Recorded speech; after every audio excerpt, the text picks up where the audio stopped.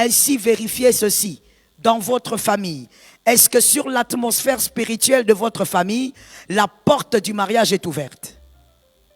C'est-à-dire, est-ce que les gens se marient religieusement?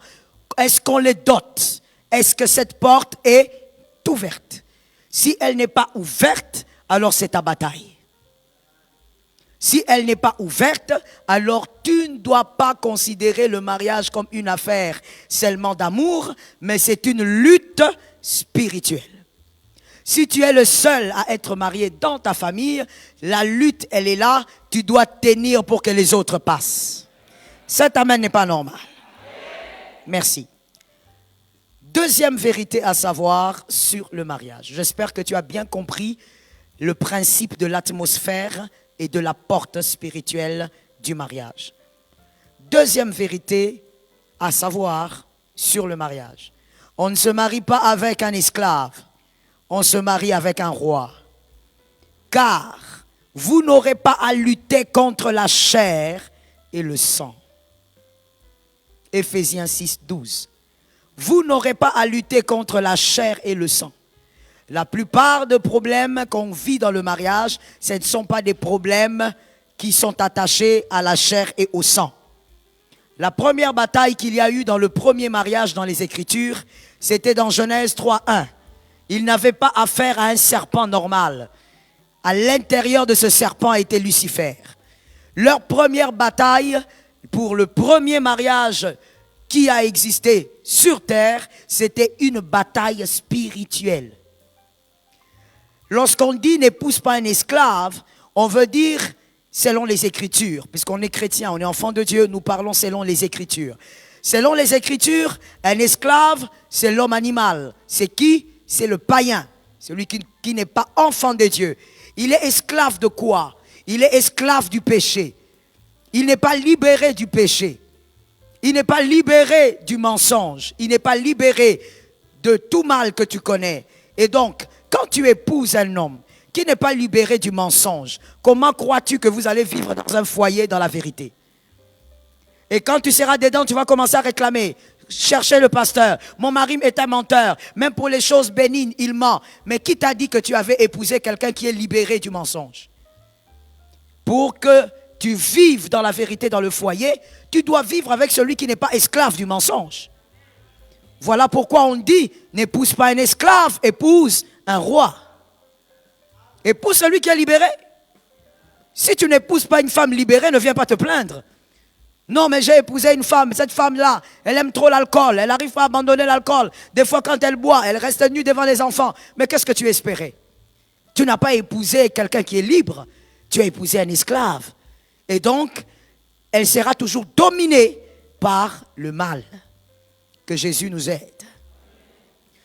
Dans la plupart des cas, comme je l'ai dit, dans le couple, vous verrez les gens avoir des problèmes. Et dans la plupart des cas, ces problèmes, derrière, cachent un esprit.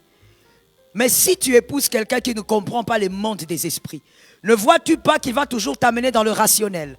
Et quand tu seras dans le rationnel, ça ne marche pas. Je donne un exemple banal. Je crois que je suis suivi par les adultes. Tu es dans un mariage, tu constates que ta femme est frigide. Tu fais tous les efforts du monde, ta femme reste frigide. Tu ne sais plus quoi faire. Dans ton ignorance, parce que je prends vraiment l'exemple des couples typiques qu'on rencontre même quand ils se disent chrétiens. Dans ton ignorance, monsieur, tu parles à sa copine. Tu dis, ma femme est frigide. Regardez ce qui se passe au lit. Ça ne marche pas. Regardez comment elle se comporte. La copine conseille, évidemment, il n'y a pas de résultat. Dans ton ignorance toujours, monsieur, tu vas voir maintenant sa famille. Tu dis à sa mère, ou je ne sais pas à qui, à une tante, ça ne marche pas. Pourquoi? Parce que toi, tu es esclave. Tu es esclave de quoi? Tu es esclave de la raison. Tu ne connais pas le monde des esprits. Les rois connaissent le monde des esprits. J'ai besoin d'un amen qui guérit ton frère. Les rois maîtrisent le monde des esprits. Mais toi, comme tu ignores, tu vas commencer à aller comme ça, de personne en personne, de plainte en plainte. Et finalement, tu diras quoi? Tu diras à ta femme, tu fais exprès. Tu n'as pas envie qu'on soit heureux. Et donc, tu es le problème de ma vie. Alors, si tu ne fais pas attention, monsieur, toujours dans ton erreur, soit tu tombes dans la masturbation, Ou alors, tu tombes avec une femme. Parce que tu es esclave. Esclave du rationalisme, de la raison. Or, la fragilité de ta femme peut bien être un esprit incube. Ça peut être un esprit succube. Ça peut être une blessure de l'âme qui a créé une fragilité mentale et ça a attiré un esprit. Mais toi, tu es tellement charnel que tu ne vois pas les choses de l'esprit. Et ça crée un problème sérieux dans le foyer. Là où le serpent ne pouvait pas entrer, il est entré et il est assis. Épouse un roi. Celui qui comprend les choses de l'esprit. Celui qui peut te regarder et te dire, madame, tu vois l'impolitesse que tu as ces derniers temps, c'est pas toi. Je ne veux pas me disputer avec toi. J'ai l'impression qu'il y a quelque chose derrière toi. Et directement, les disputes, les querelles s'arrêtent parce que tu as compris le vrai problème. Épouse celui qui navigue dans le même monde que toi. Troisième chose, troisième vérité. On ne se marie pas par amour.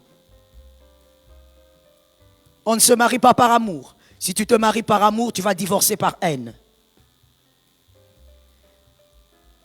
On ne se marie pas par amour.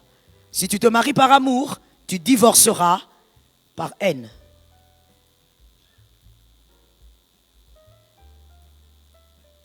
On se marie par décision et on sélectionne par amour. On se marie par décision.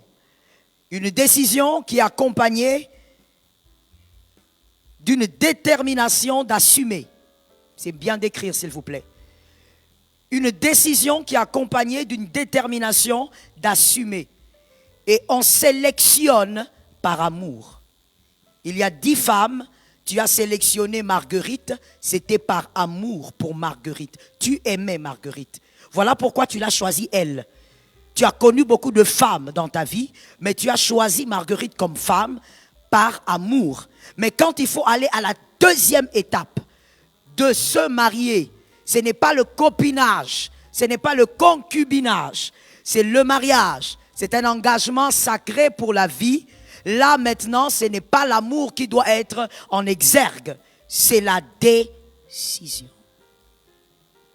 La décision accompagnée d'une détermination d'assumer. Il faut être déterminé à assumer. Si tu n'es pas déterminé à assumer, ne te marie pas. Il ne faut pas chercher une alliance. Il ne faut pas chercher une bague, je ne sais pas comment vous appelez ça, d'engagement ou de fiançailles. Ne cherchez pas ça. Parce que vous devez assumer. Je recommence en disant ceci. Si tu crois que l'amour va t'aider, seulement l'amour va t'aider à tenir un mariage pendant plus de 10 ans, pendant plus de 20 ans, tu te trompes. Parce que ceux qui divorcent ont aimé une fois. Il y a autre chose au-delà de l'amour qui doit aller. On prend un exemple biblique parce que c'est la parole de Dieu qui est au centre. Jésus est venu te sauver par amour. Jean 3, car qui l'a donné afin ne périsse qu'il ait. Jésus est venu se donner pour toi par amour. C'est vraiment l'amour. L'amour l'a poussé parce que lui-même est amour. Mais l'Écriture nous dit, nous révèle qu'un jour à Gethsémani, il a décidé de t'abandonner. Qui sont d'accord avec ça? Ceux qui sont d'accord, levez la main. Les autres, il faut lire la Bible. Hein? Il faut rentrer à la maison, lire bien la Bible. Hein? Un jour, Jésus a décidé de t'abandonner. Il arrive à Gethsémani, il prie comme tous les soirs, un homme très discipliné. Il va seul, il laisse les disciples. Et à un même moment, il dit, Père, que la coupe là, c'était la croix, c'était toi. Il a dit, je ne veux pas d'elle, je veux laisser ça. Ben oui, il faut savoir comment traduire les Écritures, c'est simple. Quand vous ne savez pas comment les traduire, vous n'allez pas comprendre la quintessence de certaines choses et de certaines vérités. Jésus a dit, c'est bon, j'étais venu pour lui, mais la souffrance que je vois là, qu'il aille en enfer. Que le diable le prenne. Que cette coupe fasse quoi? Je ne veux pas la croire, c'est bon, c'est bon. C'est que j'ai vu, je ne veux pas. Il est venu par amour, n'est-ce pas? Mais là, ce n'était pas suffisant. Quoi qu'il soit amour, ce n'était pas. Il passe à la vitesse supérieure. Il dit après cela, non, mais ta volonté. C'est-à-dire donc la décision. Au-delà d'amour, il faut décider. Tu choisis d'épouser Jean-Marc par sélection. Et qu'est-ce qui a créé la sélection? L'amour. Tu l'aimes plus que les autres. C'est très bien. Mais maintenant, quand tu veux qu'on te bénisse ici, ne nous amène pas seulement l'amour. Amène-nous une décision. Décision d'assumer. Pourquoi? Ça nous amène à la 40e vérité. À la 4e vérité. Ça nous amène à la 4e vérité. Aucun mariage n'est parfait. C'est une 4e vérité. Marié, célibataire, sachez-le. Ça va vous aider à vaincre la bataille que le diable va vous imposer dans le mariage. Aucun mariage n'est, même le mariage qui sourit tout le temps sur Facebook, merci. Il faut le dire à haute voix. Toi, tu n'aimes pas le dire à haute. Même le mariage que tu vois sourire tout le temps sur TikTok, ben non, il faut arrêter de rêver là. On n'est pas dans Winnie Ourson. On n'est pas dans qui encore? On n'est pas dans Clémentine. Les antiquités, vous vous rappelez? Ne fais pas semblant. On n'est pas dedans. On est dans la vraie vie là. On n'est pas dans l'illusion. Il n'y a pas de mariage parfait. Comme le mariage, tout mariage est imparfait, et je veux vous choquer en vous disant, tout le monde peut divorcer.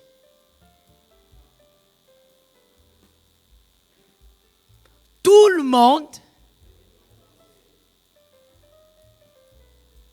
Ce qui veut simplement dire que tout le monde peut avoir une bonne raison. Ben oui, hein. Il ne faut pas rêver. Hein. Il ne faut pas rêver. On n'est pas au ciel.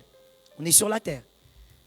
Toute femme mariée, si elle est en tout cas sincère, tu lui demandes, est-ce que tu pourrais, avec ces années, même 2 ans de mariage, avoir une seule, pas de raison pour divorcer? Elle te dirait oui. Même pour un homme marié qui est sincère. Il n'y a pas de mariage parfait. Mais qu'est-ce qui fait que certains durent? La décision. C'est tout. La décision. La décision d'assumer. Est-ce que quelqu'un m'entend? Tu regardes, tu dis, mon Dieu, où est-ce que je l'avais attrapé celui-ci? Mais j'ai décidé de rester. Je vais ouvrir une parenthèse. Ne décide pas de rester pour mourir. C'est important ça. C'est important. C'est tellement écœurant de voir des femmes violentées. On la bat comme un sac jusqu'à ce qu'elle meure. Moi, je me pose vraiment la question si tu seras accueilli au ciel. Ça, c'est Dieu qui sait. Parce que même Lucifer est étonné. Comment on t'a tapé jusqu'à ce que tu es morte? Quand on te tapait, tu faisais quoi? Tu priais pour qu'il change. Vous savez ce que la loi d'un pays fait? La loi d'un pays croit au changement de l'homme. Que les hommes intelligents, femmes intelligentes écoutent bien. La loi, dans tous les pays, il y a des lois parce que le pays croit en l'homme, croit au changement aussi de l'homme. Et tellement que le pays croit en l'homme, pose-moi la question, qu'est-ce que le pays a décidé? De construire des prisons.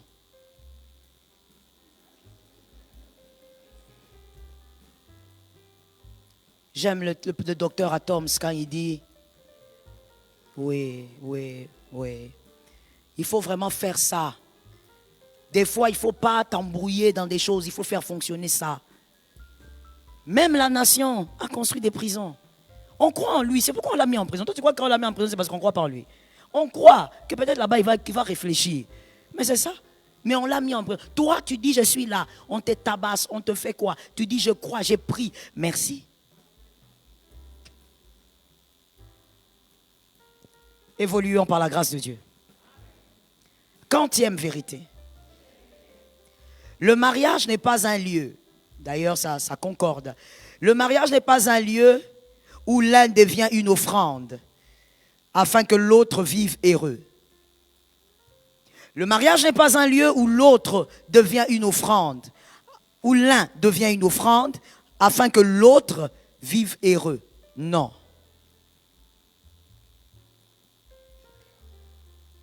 Le mariage n'est pas un lieu où l'un devient une offrande pour que l'autre vive heureux. C'est-à-dire, tu es là, tu te sacrifies, tu te tues. Tout ça, tu dis, c'est pour que mon mari soit bien. C'est pour que ma femme soit bien. Tu disparais pour qu'il apparaisse. Tu meurs pour qu'il vive. Dieu n'a jamais demandé à Adam de mourir.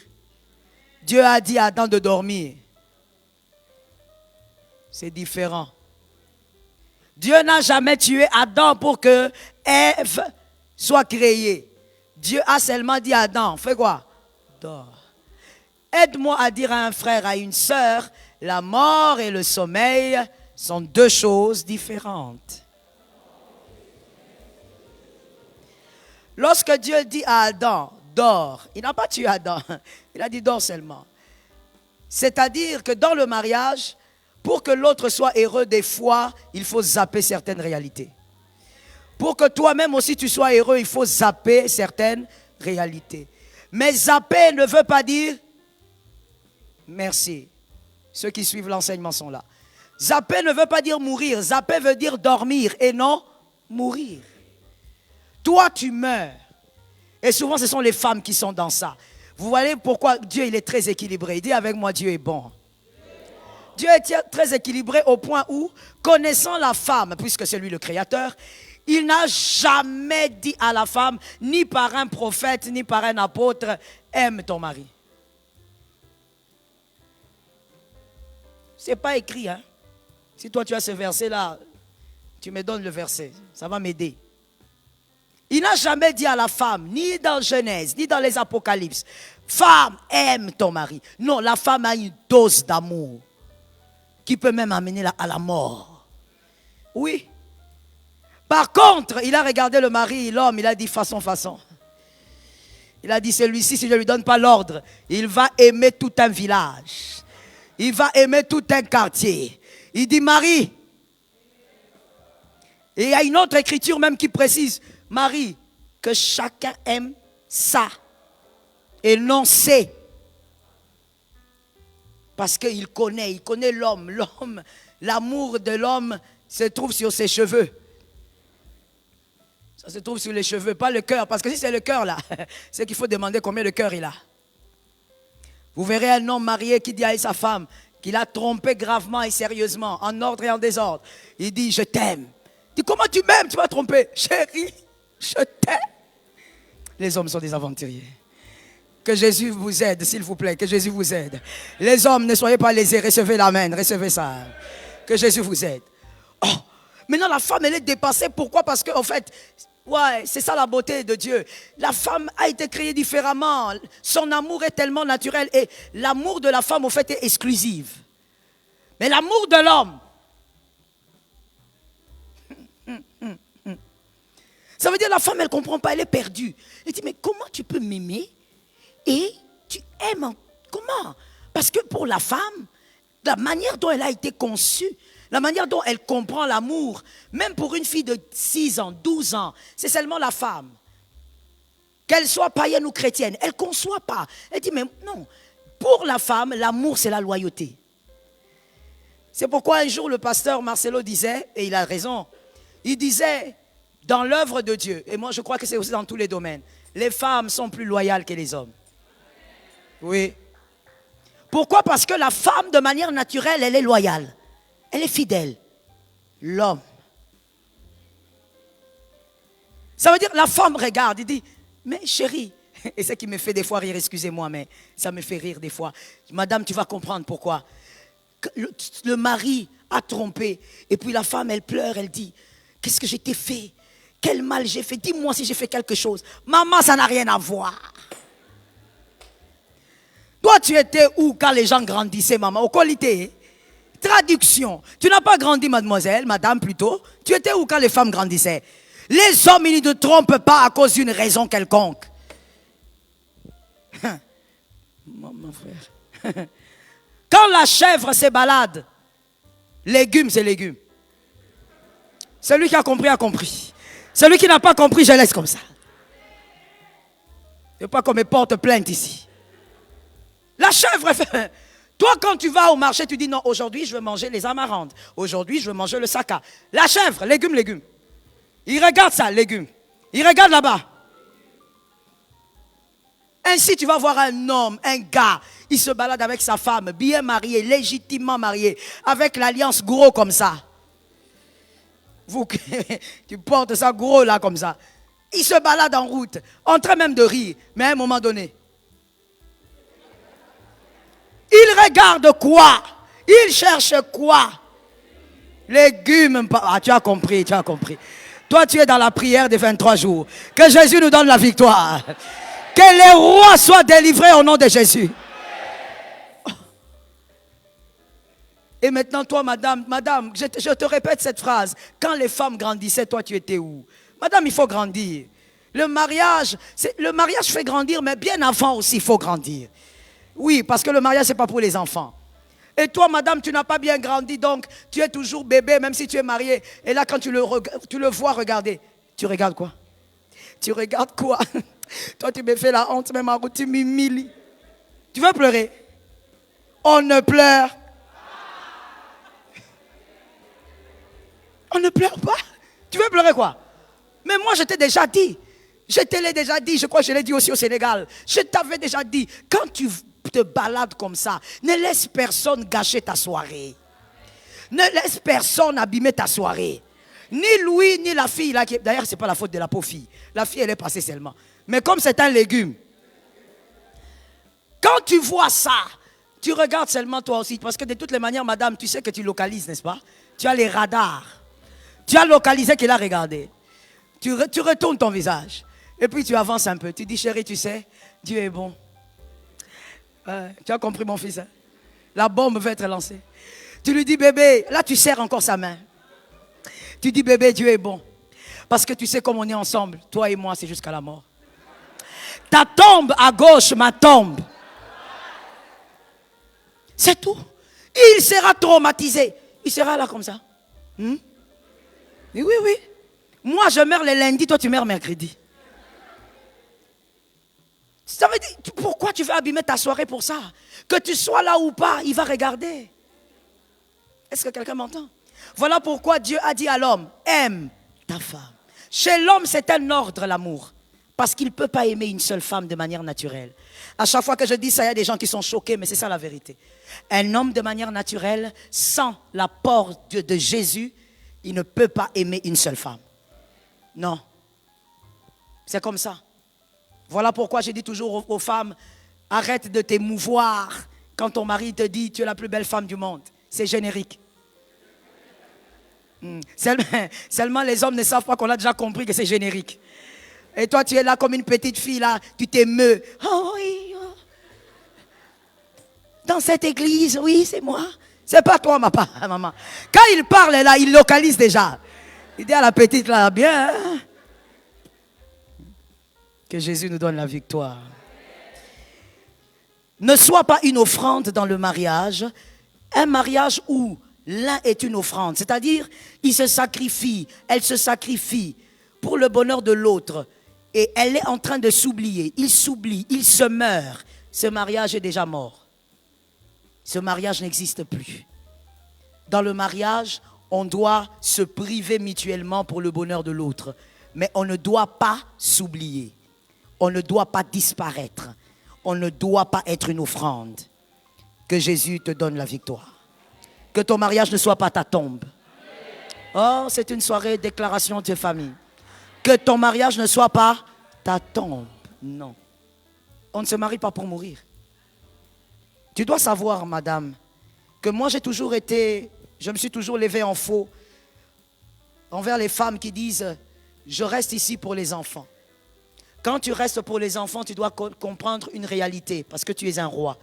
Tu dois savoir que la réalité spirituelle va rattraper ses enfants et ça tu n'as pas vu. Toi tu as vu le sacrifice de mère, mais tu n'as pas compris que quand tu te donnes comme ça comme offrande, tes filles, c'est vrai que tu resteras dans un mariage, elles se marieront aussi, mais elles aussi à leur tour, elles vont rester pour d'autres raisons que l'amour et que la décision. La même chose va récupérer tes filles, va récupérer tes fils.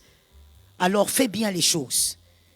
Si tu dois rester, ne sois pas une offrande. Que ça ne soit pas une tombe. Si tu dois assumer, assume pour des meilleures raisons. Ça localise quelqu'un. Voici le profil des personnes à épouser. On va résumer ça en 10 points. Parce que je le disais, on doit déclarer et prier ce soir. Voici le profil des personnes à épouser. Je ne veux pas beaucoup expliquer, donc on va aller vite, s'il vous plaît. Que Dieu donne à un roi une bonne femme. Que Dieu donne à un roi un bon mari.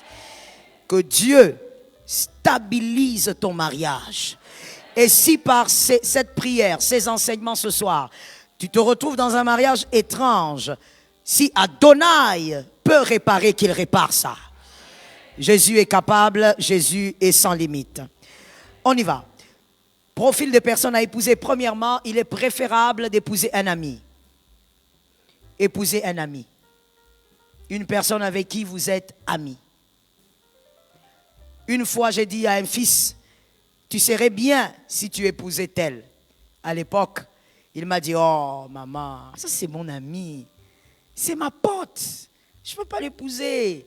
Si je l'épouse maintenant, qui sera mon ami? J'ai dit, hein? Vous comprenez vos genres de logique, non? Vous croyez que c'est Novelas. Toi, tu crois que ta vie, ça devient Novelas.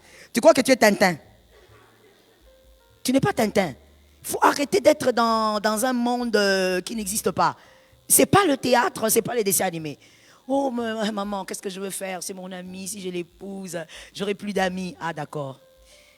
Après quelques années,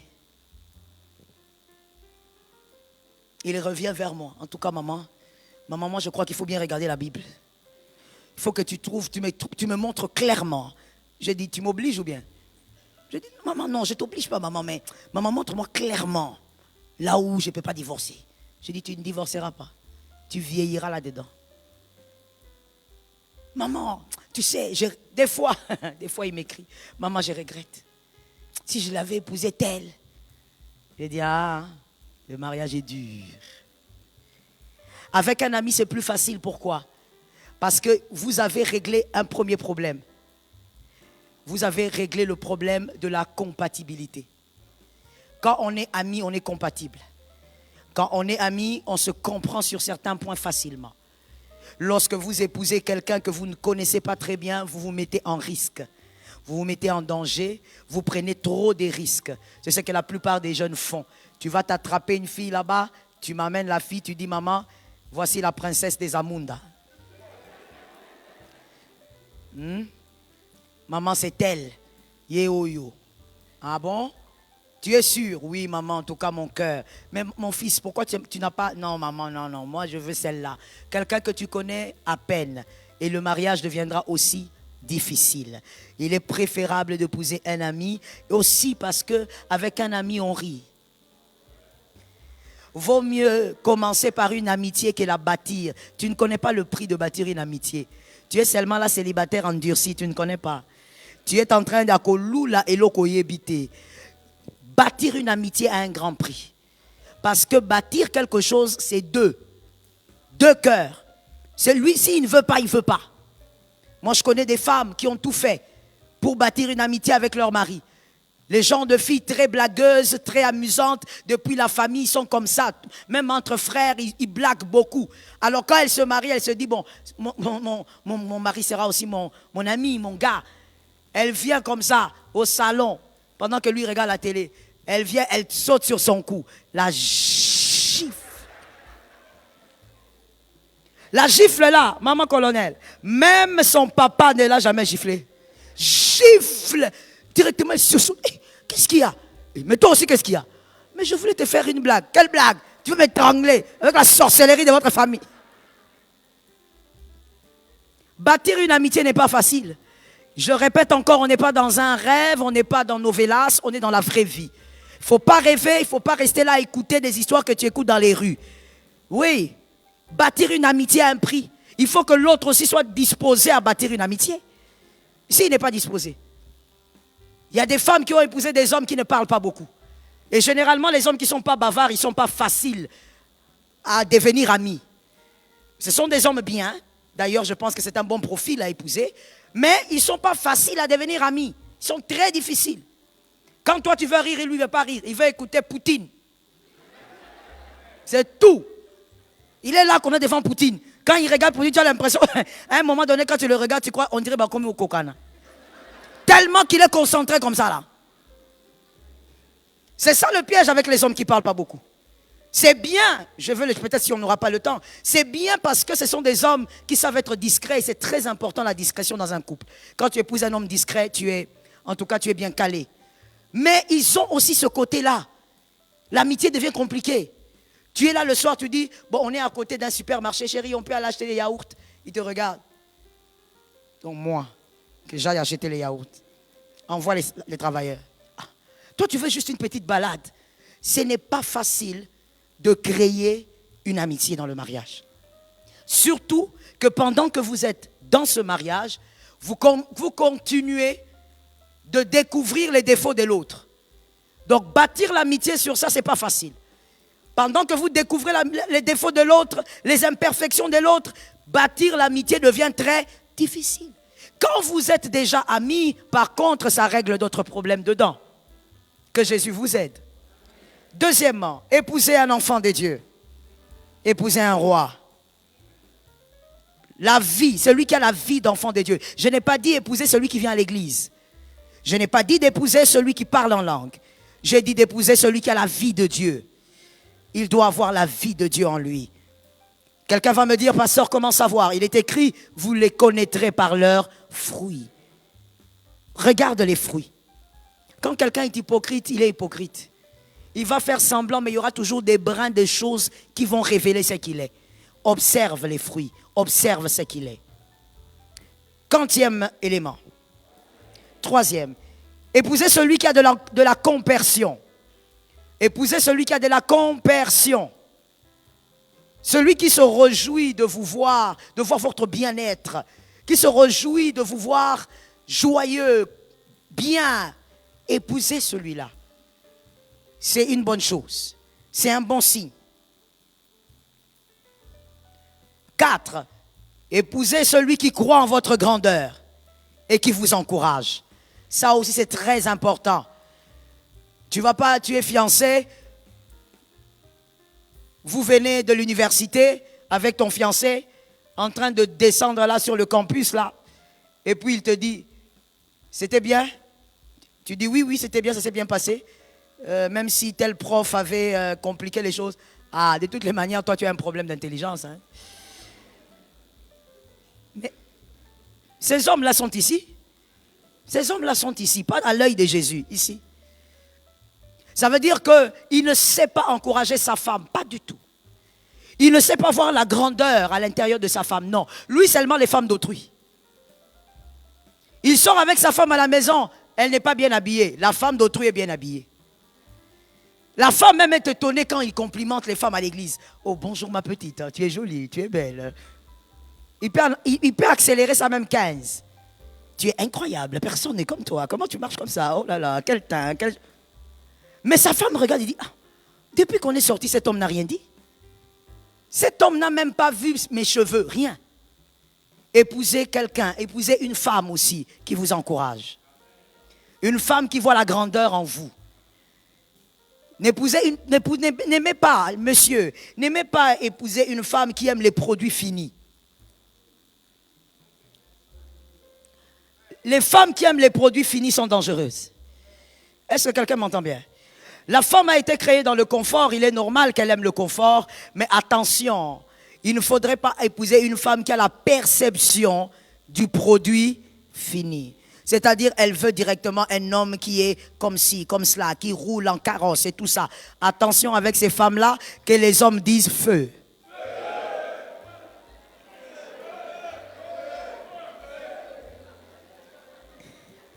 Ils sont capables de continuer comme ça, vous savez.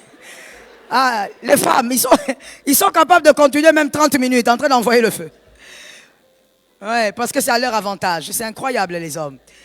Faites quand même attention à ça. Parce que vous savez quoi, madame ou mademoiselle, parce que c'est vous qui devrez entendre ce conseil. Vous pouvez choisir un homme aujourd'hui qui a tout, qui est bien casé. Mais qu'est-ce qui vous garantit que dans 2 ans, il restera comme ça? Quand vous vous marierez, qu'est-ce qui vous garantit qu'il ne sera pas limogé, il n'aura pas un problème avec le travail? Qu'est-ce qui vous dit que dans le mariage, c'est toujours l'homme qui va commencer à tout faire pour vous? Il arrive des vents violents, que l'homme soit incapable maintenant de subvenir aux besoins. Il faut une femme qui a une vision. Sinon, comme tu aimes les produits finis, tu seras une femme qui va acculer l'homme. Pourquoi tu es comme ça? Pourquoi tu ne fais rien? Fais ceci. Pourquoi tu ne m'achètes pas? Il ne t'achète pas parce qu'il n'a pas du travail. Tu ne vois pas. Il est normal que dans le foyer, il y ait des bas, des moments difficiles. La femme doit prendre peut-être la relève, mais tu dois être une femme visionnaire pour toujours regarder ton mari avec respect, même s'il manque du travail. Pour toujours regarder ton mari avec respect, même si c'est toi qui amènes le pain à la maison. Et d'ailleurs, je vais aussi dire aux hommes, il faut guérir. Hein? Comme je disais aux femmes, quand est-ce que tu n'as pas grandi? Je le dis aussi aux hommes. À quel moment, monsieur, tu es marié aujourd'hui? À quel moment tu n'as pas grandi? Écoute, monsieur, arrête de te sentir pétrifié parce que c'est ta femme qui travaille. La Bible l'appelle l'aide, c'est sa responsabilité. Sa responsabilité de mettre la main quand ta main ne peut pas. Donne un amen. Monsieur, arrêtez d'être enfant. Vous êtes monsieur, vous avez des enfants aujourd'hui, grandissez. C'est normal que quand vous ne pouvez pas travailler, que votre femme prenne la relève. Ce qui n'est pas normal, c'est lorsque vous ne travaillez pas, votre femme aussi vous regarde comme ça dans les yeux. Toroliate. Là, vous êtes mal marié. Vous êtes mal barré. Ce qui est logique, c'est que dans la vie, il y a des bas. Et dans ce bas-là, quand l'homme se retrouve dans le bas, la femme doit prendre les relèves. Elle prend la relève avec autorité, avec force. Elle maintient son foyer dans l'équilibre et elle vit dans le respect avec son mari. C'est là que vous avez une bonne femme. Mais vous, monsieur, pourquoi vous êtes complexé comme ça? Vous n'avez pas grandi à quel moment? Oh non, tu me parles comme ça parce que c'est toi qui travailles. Ah, papa. Papa, laisse ça. Ah, maintenant les hommes sont silencieux. Les femmes, déclarez victoire.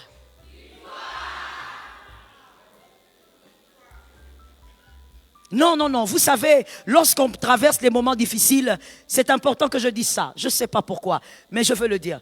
Lorsqu'on traverse des moments difficiles dans le foyer, c'est une épreuve pour les deux.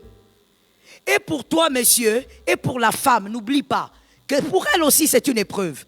Alors ne va pas rajouter encore ton complexe dessus. Tu n'arrives pas à travailler, Dieu a ouvert la porte pour ta femme, sois fier. Tu as une femme pas comme n'importe quelle femme. Tu as une femme qui assume les Écritures. La Bible dit c'est une aide. Ne sois pas complexé. Tant que tu n'es pas paresseux, ne sois pas. Elle vient comme ça avec son salaire, tu dis ok, ça dépend de votre organisation. Hein. Si vous avez l'habitude de mettre tout, de mettre devant, sur la table devant vous deux, ben vous le faites. Et sois à l'aise. Ta femme te dit, écoute, on va faire ceci, on va faire cela. Ah d'accord chérie, tu as raison. Pour telle chose, on peut mettre aussi en banque. Ne sois pas là en train de dire, tu parles comme ça, tu me donnes des ordres maintenant. Parce que c'est toi qui travailles. Ah Jésus, la vie est mauvaise. Beaucoup de femmes souffrent de ça. Parce que l'homme est entré dans un complexe inutile. Il n'y a pas à être complexé. Est-ce que quelqu'un m'entend bien? Ou tu es là comme ça, parce qu'elle t'amène un jus, elle t'amène le jus là, elle a acheté le jus, elle vient du travail, tu regardes, tu dis, non mais la honte. Non mais la thé, non mais la thé. Longwa. Oh. Frère, à quel moment tu n'as pas grandi? Parce qu'un vrai homme, dans les situations comme ça, il met le jus là, il boit. Quand toi tu travailles, elle ne mangeait pas. Mais quel complexe tu as comme ça, mon frère? Docteur Atoms. Mais oui, monsieur, ça est là, bongo. Quand toi tu travaillais, elle ne buvait pas le jus. Elle refusait de boire. Toi, tu refuses pourquoi? Oh, on m'a la voiture, on a été. On m'a tâté, on m'a tâté. On l'a sao. Oh. On n'est pas en guerre. On n'est pas. Eh, papa, dans la vie, il est normal qu'il y ait des bas. Normal. David a dit, il reste mon berger. Je traverse la vallée, c'est pas grave. Un jour, je relèverai la tête. Monsieur, sors de là au nom de Jésus. Il fallait que, tu sais, cet enseignement, il fallait que ce soit mon mari qui donne. Je te dis, tu allais rire jusqu'à mourir. Et tu allais, surtout monsieur, tu allais comprendre. Il fallait que mon mari donne ça. Mon mari ne peut jamais se retrouver dans un complexe pareil. Même s'il arrivait que lui ne fasse rien. Mon mari. Des fois, je me demande même pourquoi il n'a pas même un peu. Il n'en a pas. Lui, Enoch, il va monter dans ma voiture. S'il n'en avait pas, on prend vraiment dans le cas où on est dans une situation où il ne travaille pas, il n'a rien, il demande le travail, on ne donne pas. Et puis moi, j'ai une seule voiture. Il va prendre ça. Je te dis, tu vois la seule voiture qu'il y a là, il va prendre ça. Et il va prendre ça bien. Et si je lui dis, mais je dois aller au travail. Chérie, tu sais, tu es une femme forte. Mon mari est un gars sans complexe, zéro complexe. Que non, il ne va pas faire, il va pas prendre parce que c'est la femme qui a acheté. Hey! Avec lui, au contraire, il faut que je mette le frein. Moi-même, j'accélère un peu le frein. J'ai dit non, ça, comme j'ai acheté là, j'achète plus. Quand il vient, il dit, chérie, tu n'as pas acheté? Non. Mais pourquoi? Chérie, il faut acheter. Achète toi-même. Mon mari ne souffrira jamais de ça. Pourquoi? Parce qu'il a son mental à lui. Il a une autre conception de la vie. Il se dit, quand on est marié, c'est pour s'entraider. Si moi, je paye, Dieu a donné. Si Dieu ne donne pas, ma femme paye normal. Mon frère, ne refuse pas de manger, mange la bouffe là, tu vas maigrir. 40e point. 5e. Épouse celui qui a peur de blesser Dieu. C'est une très grande garantie. Celui qui a peur de blesser Dieu. N'épouse pas un homme qui veut rester fidèle à toi. Épouse un homme qui décide d'être fidèle à cause de Dieu. Épouse un homme qui refuse de faire le mal à cause de Dieu. Pas à cause de toi, madame. Non, ça ne sera pas possible. Parce qu'il y aura toujours mieux que toi. Épouse celui qui a peur de blesser Dieu. Comme il a peur de blesser Dieu, il y a des choses qu'il ne fera pas sur toi. Monsieur, comme cette femme a peur de blesser Dieu, monsieur, arrêtez seulement d'épouser les make-up, s'il vous plaît. Arrêtez seulement de vous focaliser sur les mollets. Oh, ma grand-mère m'avait dit que je dois épouser une femme qui a des gros mollets. Maintenant, écoute la raison qu'on m'avait donnée. Mais oui, vous connaissez, n'est-ce pas? Vous connaissez l'histoire. Oui, il y a un garçon qui m'a dit ça. Il m'a dit, oui, moi, ma grand-mère m'avait dit, il faut qu'elle ait ma femme ait des gros mollets. Comme ça, les jours où je serai malade, elle va me mettre au dos. Mais je vous dis, il y a des gens qui connaissent, non? Oui. Il y a des grands-mères qui disent ça à leur fils. Comme ça, quand le garçon sera malade, la fille va mettre au dos. Imaginez-vous. Regardez les critères. Donc toi, quand tu viens, le gars te regarde seulement au mollet. Toi, tu ne comprends pas pourquoi il regarde en bas. Grand-mère. Allez savoir. Allez imaginer. Monsieur, n'épouse pas une femme parce qu'elle est bien bois noir. Oh, elle est mignonne. Elle a des joues. Attention. Arrête d'épouser une femme, tu te dis, oh, elle parle tellement bien. Attention, tu vois comme elle parle bien là. C'est comme ça qu'elle va aussi t'insulter. Tu vois comme elle parle bien, tu vois non? Comment elle a la facilité d'agencer les phrases. Elles seront aussi agencées. Elle va te regarder. Pourquoi toi tu fais des choses comme un cancre là, comme ça, comme un... Tu seras choqué. Tu dis, ah, bandana botama batikala ko yobisanga cancre là. Ba yebisanga taba mais cancre là te. Mais elle est tellement raffinée dans ce qu'elle dit. Elle choisit. Si tu continues, c'est qu'il va t'arriver, tu vas dégringoler ici. Hein? Ma papa, au cas moi, tu seras là, tu vas dire, mais je suis où? Au barreau ou bien? Attention. Épouse une femme. N'épouse pas celle qui est zélée à l'église. You don't need it. Ton foyer, ce n'est pas l'église. Hein? Oh, je la vois vraiment, elle est tout le temps active. Tu veux quoi? Qu'elle soit active aussi à la maison? Ton foyer, ce n'est pas l'église. Oh, je vois qu'elle parle beaucoup en langue. Mais écoute, le foyer, ce n'est pas des moments perpétuels de prière. Non. Épouse la femme qui a peur de blesser Jésus. Quand tu parles avec elle, tu sens qu'elle respecte Jésus plus que toi. Elle est soumise à Jésus plus que toi. Dans des petites choses, tu la testes un peu, tu sens qu'elle est soumise à Jésus plus que toi. C'est une garantie. Il y a des choses, comme on l'avait dit dimanche, tu es libre de réagir, mais tu es retenu par quoi? Le respect que tu as pour Jésus. Tu te dis, même Jésus sait que si je fais ça, c'est l'insoumission. Mais c'est à Pesingakanda. C'est à cause de Jésus que tu restes. Monsieur, choisis celle qui a peur de blesser.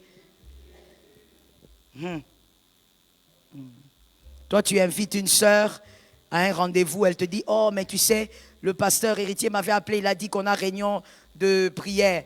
Et puis tu lui dis, ah, d'accord chérie, c'est pas grave, on se verra alors une autre fois. Et puis après 15 minutes, tu la vois débarquer. Sur une moto. Moto. Et toi, monsieur, j'espère que les hommes m'écoutent bien. Et toi, monsieur, tu regardes. Oh, chérie, tu es finalement venu. Elle aussi. Eh, ponayo, ponayo. À qui me prière? Aux Oseka. Mais tu vas pleurer dans le mariage? Elle ne respecte pas Dieu. Toi, tu es qui pour qu'elle te respecte? Mais tu vas sentir à l'intérieur. Il n'y a pas plus tard qu'il y a peut-être 2 jours ou 3 jours. J'ai dit à l'une de mes filles, ton erreur avec ton mari, c'est que tu as bercé lorsque tu avais remarqué le manque de respect envers ta mère. Un homme qui ne respecte pas ta mère ne te respectera pas. Une femme qui ne respecte pas ton père, ta mère, monsieur, c'est une question de temps. C'est une question de temps. Elle va te larguer quelque chose. Attention à celui qui ne respecte pas l'autorité que toi tu respectes. Que Jésus nous donne la victoire. 40e point. Celui qui a peur de te perdre. Il faut épouser celui qui a peur de te perdre. Dans le mariage, si tu as remarqué que ton mari n'a plus peur de te perdre, ma sœur,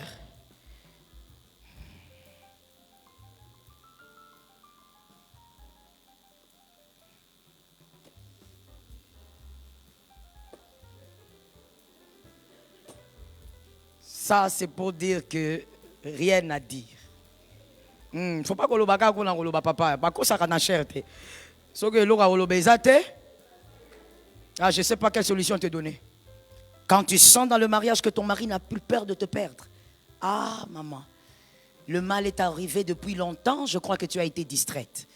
C'est que le mal est là depuis. Et ça peut être un mal à plusieurs formes, pas forcément une femme, ça peut être aussi autre chose. Mais en tout cas, c'est très mal. Quand tu remarques dans ton foyer, ta femme n'a plus peur de te perdre. Voilà pourquoi, monsieur, quand vous qui êtes mariés, mettez l'équilibre au fait dans tout ce que vous faites et dans tout ce que vous vivez, surtout dans le domaine de la jalousie. Mettez l'équilibre.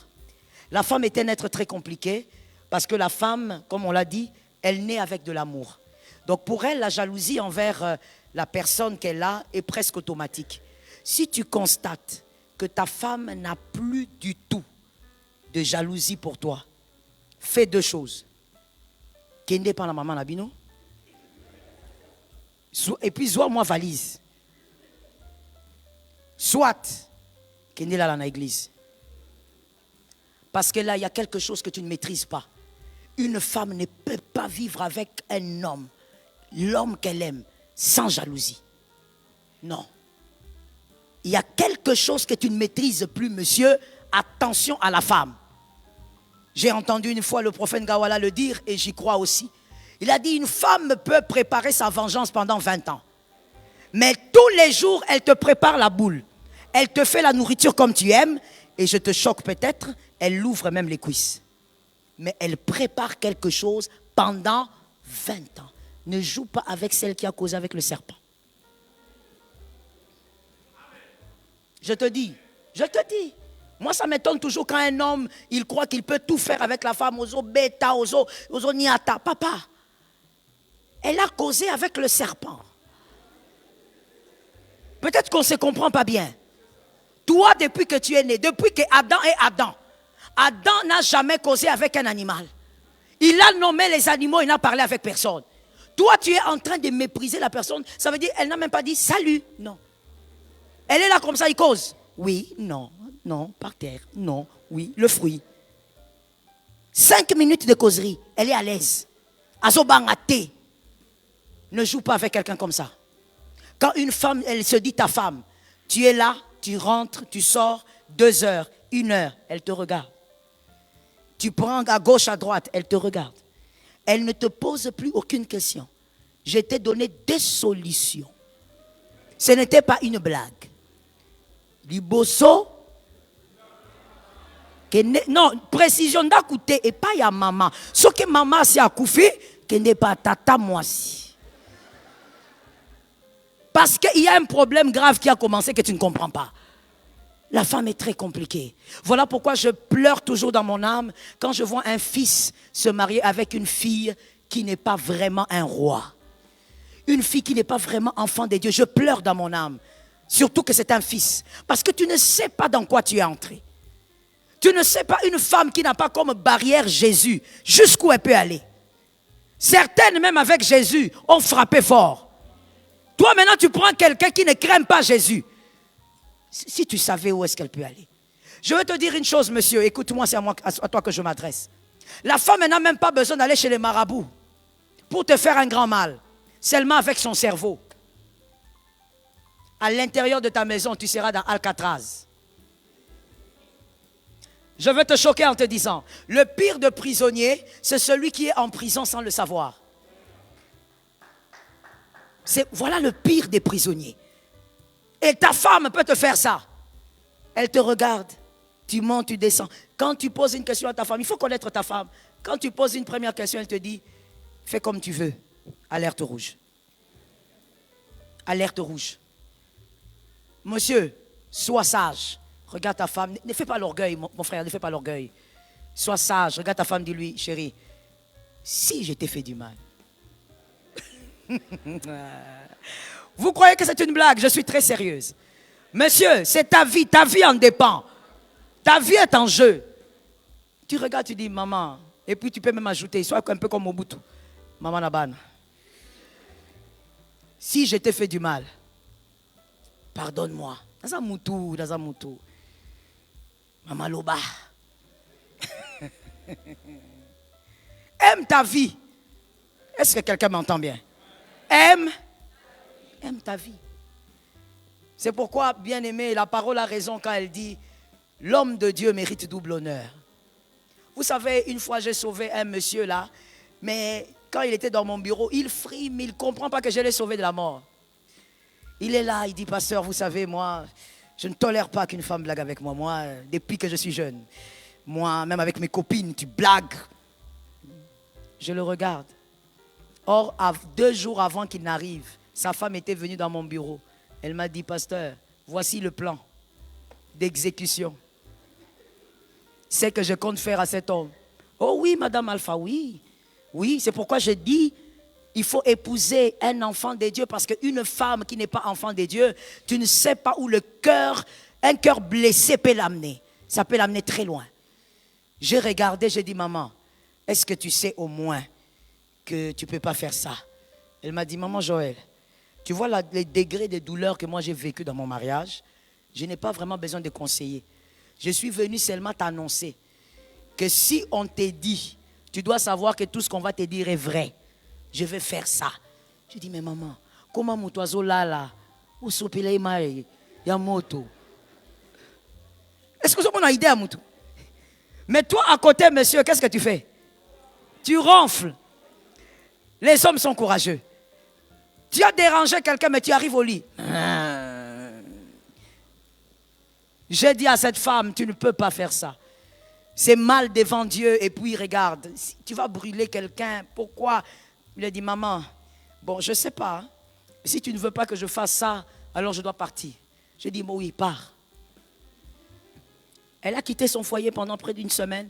Et le mari, maintenant, après, il m'appelle. Il dit, pasteur, je ne comprends pas. Ma femme est où? J'ai dit seulement, papa, venez au bureau. On va parler. Et quand il est venu, je lui ai dit, c'est mieux qu'elle soit là-bas. Mais non, c'est ma femme. Elle ne peut pas se déplacer comme ça, même la loi. Ah, Saint-Esprit, si tu savais, les hommes, que Jésus vous délivre de l'orgueil. Si tu savais que je t'ai sauvé de la mort, ils ont réclamé mon tour, ils ont réclamé des liwa. Que Jésus nous donne la victoire. 40e point. Celui qui parle, celui qui pense à ton plaisir, ça c'est un profil aussi à épouser. Quand je parle de plaisir, mademoiselle célibataire, je ne parle pas de plaisir sexuel. Ok? Tu ne dois pas être là en train de dire c'est pas de ça que je parle. Je parle de ton plaisir, ça veut dire il veut te voir évoluer. Il veut te voir aller de l'avant. Celui qui te demande trop le corps avant le mariage est un assassin. C'est un assassin, c'est un assassin. C'est un assassin, c'est un assassin. C'est un assassin. Il y a un homme à côté qui a dit, oh pasteur, vous êtes allé trop loin. Pourquoi assassin? Ce sont les désirs charnels. Je dis ceci à ce monsieur. Est-ce que si c'était ta fille, tu allais accepter qu'on la prenne comme ça? Tu allais être d'accord avec ce garçon qui entre à la maison à 20 ans, qui vient prendre ta fille pour aller coucher avec elle dans les hôtels? Si tu pourras le faire pour ta fille, alors fais-le aussi avec cette fille. Tu es un assassin. On ne détruit pas la destinée de quelqu'un comme ça. Il faut respecter le corps de la femme. 40e point. 8e. Épouser une personne discrète, c'est mieux. Et avant le mariage, tu peux le savoir. Comme je disais tout à l'heure, les hommes bavards, généralement, ne sont pas très discrets. Alors, madame, si tu as épousé un homme bavard, tu peux l'aider. Il faut le travailler. Il faut en parler. Parce qu'un foyer qui s'étale est un foyer qui va éclater. Que Jésus nous donne la victoire. 9e. Celui qui a le pardon facile. Épouse une femme qui a le pardon facile. Et avant le mariage, c'est très facile de savoir, de remarquer. Est-ce qu'elle demande pardon tout de suite? Ou quand elle demande pardon, est-ce qu'elle se justifie? Quand elle se justifie, ça veut dire qu'elle n'a pas le pardon facile. Une personne qui a le pardon facile ne se justifie pas. Elle demande simplement pardon. Mais quand toi tu entends la fiancée te dire non, tu vois, si j'ai fait ça, toi tu ne comprends pas. Quand j'étais venu là, le motard là, attention avec celle qui n'a pas le pardon facile. Attention avec cet homme, avant de te demander pardon, il dit qu'il doit se concentrer. Attention, un homme qui n'a pas le pardon facile, c'est compliqué. Le pardon fait partie des colonnes les plus importantes dans le mariage. Celui qui ne peut pas pardonner ne se marie pas.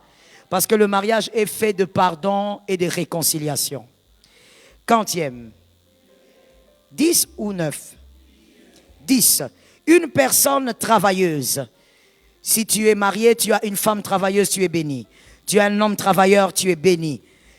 Épouser des hommes, des femmes travailleuses, des hommes travailleurs. C'est une bénédiction.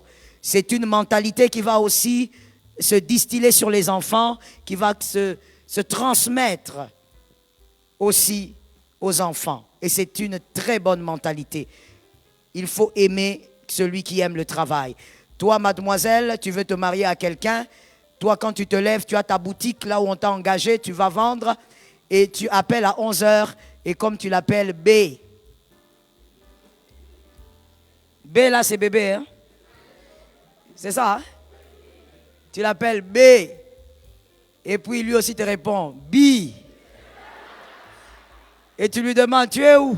Il te dit, ah, mon B, c'est toi qui m'as réveillé. Sali Kutundo Tomo a bien été. 10 heures. Le gars que tu veux épouser à 10 heures, il dort. À 10 heures. Et toi, tu te trouves normal, mademoiselle. Tu es tellement façon. Tu te sens normal. C'est normal. Toi, tu es déjà réveillé. Tu as déjà commencé à faire la vie. Lui, il est au lit. Il est en train de se réveiller. À 10 heures. Un homme de plus de 25 ans. Il dort. Il aime le sommeil. Un homme qui aime le sommeil, pareil.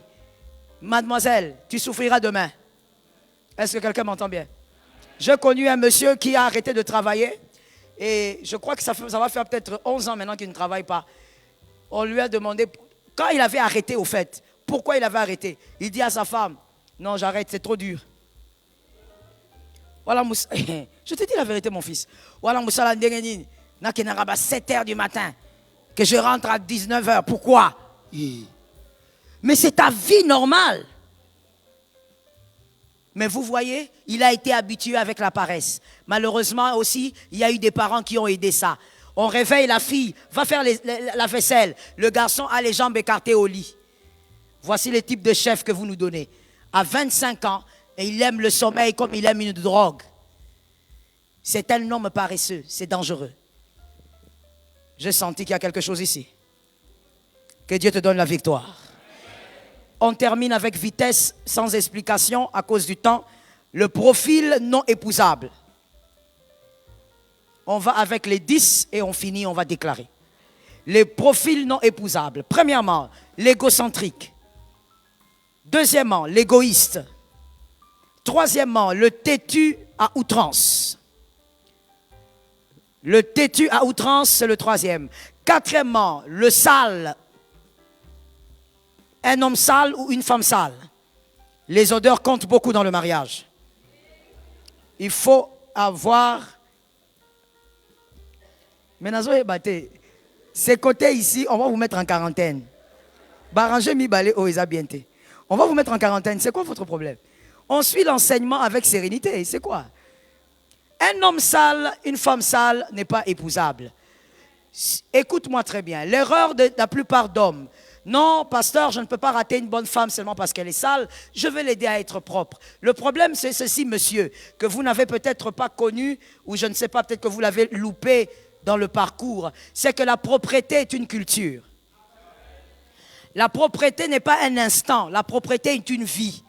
Quand une personne n'a pas appris à vivre dans la propreté, elle vivra dans la saleté. Même si vous lui donnez un château et vous lui donnez 400 travailleurs, elle vivra. Voilà. Vous entrerez dans sa cuve, dans la chambre, la cuve sera rouillée, sale, avec des microbes même à vue. Pourquoi? Parce que malgré les 400 travailleurs, elle n'a pas grandi dans la culture de la propreté, donc elle va être sale. Attention, il y a des mariages qui ont des problèmes, il y a des mariés qui font des lits séparés à cause des odeurs. La femme a fui l'odeur. Elle dort avec les enfants. L'homme aussi, ça ne va pas. Il a fui.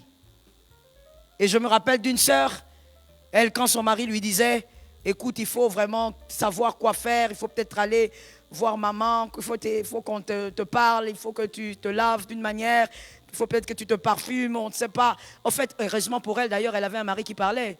Vous savez, la plupart des hommes ne parlent pas. Hein. De ce genre de choses, il ne va pas dire. Il va seulement s'isoler. Cet homme a parlé et elle vient écouter la manière dont elle m'aborde. Elle me dit, maman, je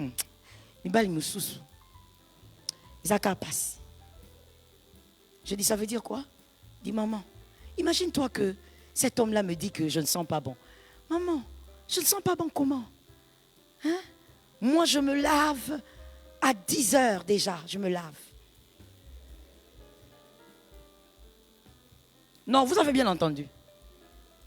Je lui ai dit, tu as dit quoi? Je me lève à 10 heures, maman. À 10 heures. Le temps pour moi de tout arranger. Ok. Et puis quand je finis de me laver, maman, n'est-ce pas que je m'occupe quand même de la maison? Et puis le soir, quand il vient, il m'oblige encore à aller me laver. Pourquoi? Tu as ri, mais elle n'est pas loin.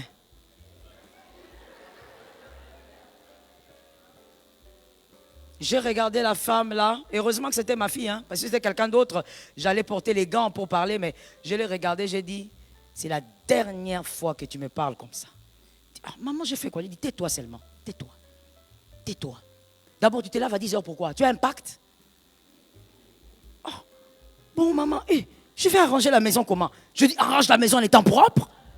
C'est écrit où que tu dois d'abord être sale.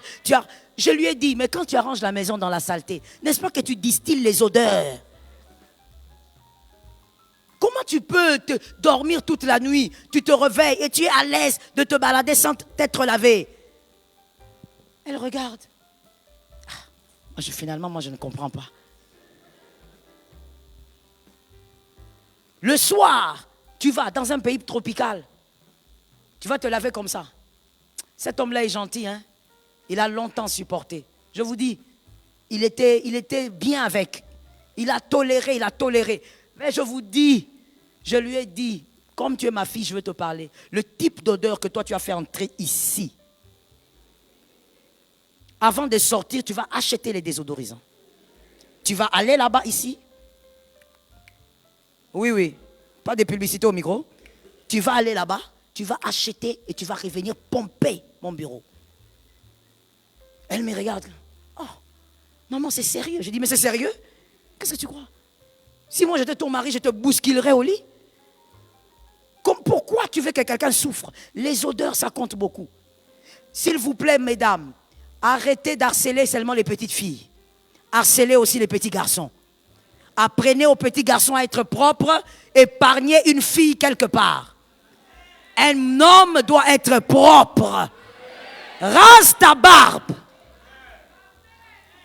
Parfume-toi. Rase les aisselles. Continue. Un homme doit être propre. Vous savez, un homme qui est propre, c'est ça même qu'on appelle la galanterie. Si tu es galant, hein? Même quand on sort, on a envie de dire bonjour. On te regarde, oh bonjour monsieur, alléluia. Jésus est bon. Mais toi, quand on te regarde, on ne t'a pas vu, on te passe. Au télémi, on dirait Nzete, Namande, Fouboye. Sois soigné. Parfume-toi. Faut avoir ton parfum, tu te parfumes. Frotte-toi le matin. Qui a dit que les garçons doivent se laver après 10 heures?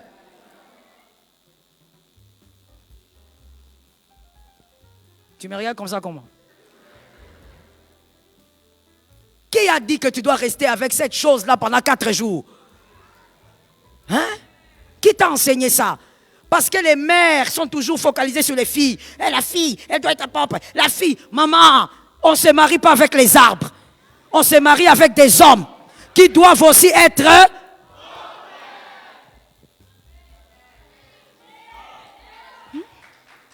Quand même. Tu vois quelqu'un venir comme un chat la nuit. Il vient comme un chat. Mais l'odeur des boucs. Ah maman, t'es libre les apasses. Et puis il est courageux, il vient. Il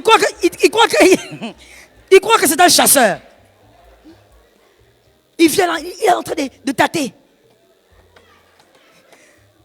Tu es en train de vérifier si elle est vivante ou bien. Et puis il vient là, avec... Non, c'est pas possible. Il vient, et puis c'est souvent les hommes sales qui aiment les câlins.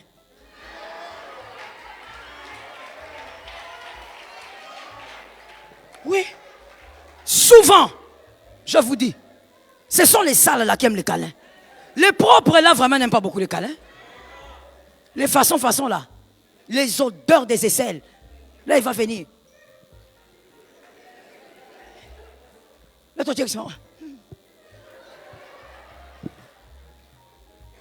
non, écoute, peut-être que ça peut amuser, mais moi, en tant que pasteur, j'ai vu, pas l'impudicité, pas l'argent, mais les odeurs, séparer les gens.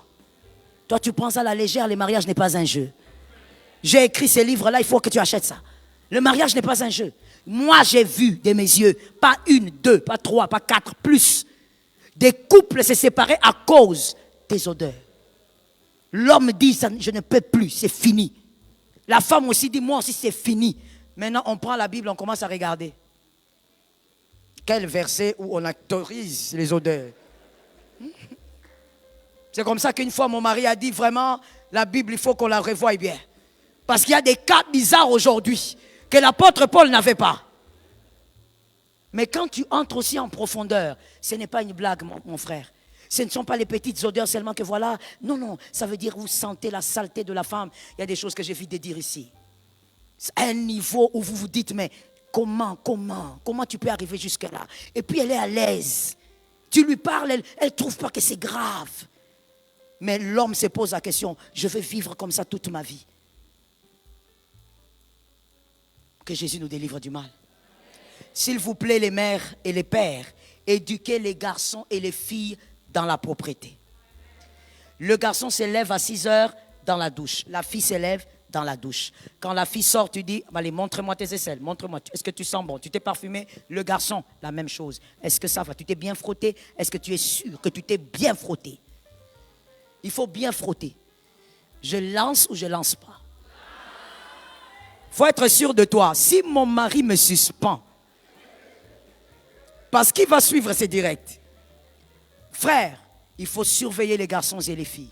Tu demandes à la fille, tu as bien frotté les aisselles? Oui. Monsieur, tu as bien frotté le deux témoins? Oui. Tu n'as pas compris, on met un point, on passe. 40e point. Quantième, tu as embrouillé.